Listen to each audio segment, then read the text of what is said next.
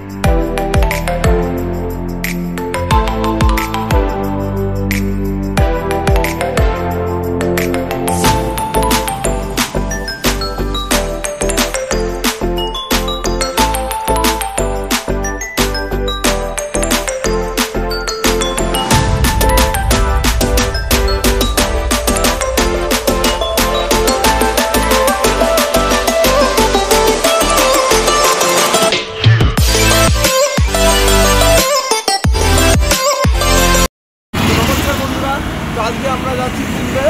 তো আমার 65 কিলোমিটার আছে। আমরা এক ধাবার মধ্যে গাড়ি নিয়ে এসেছি। এখানে দাঁড়িয়ে সবাই বাথরুম পায়খানা ক্লিয়ার করে তারপর আমরা নেক্সট গন্তব্যস্থল মহাকুম্ভে যাচ্ছি। 65 কিলোমিটার রয়েছে মহাকুম্ভ। হাইওয়ে ওখানে আমরা দাঁড়িয়ে আছি। তবু আমরা যাচ্ছি মহাকুম্ভে স্নান করার জন্য।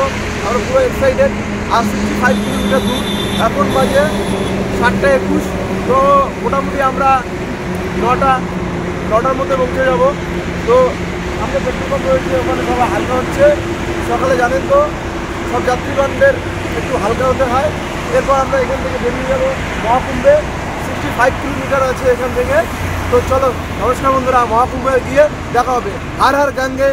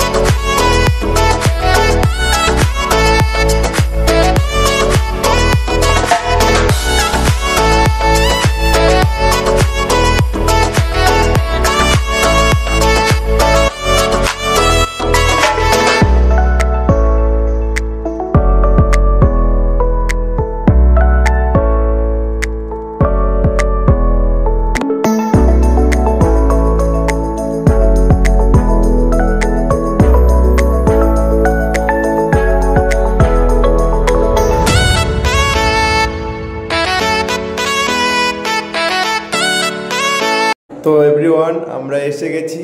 আর বেশি দেরি নেই। প্রয়াগরাজ 15 কিলোমিটার রয়েছে আমাদের গন্তব্যস্থল প্রয়াগরাজ মহাকুম্ভ। 144 বছর পর এই মহাকুম্ভ।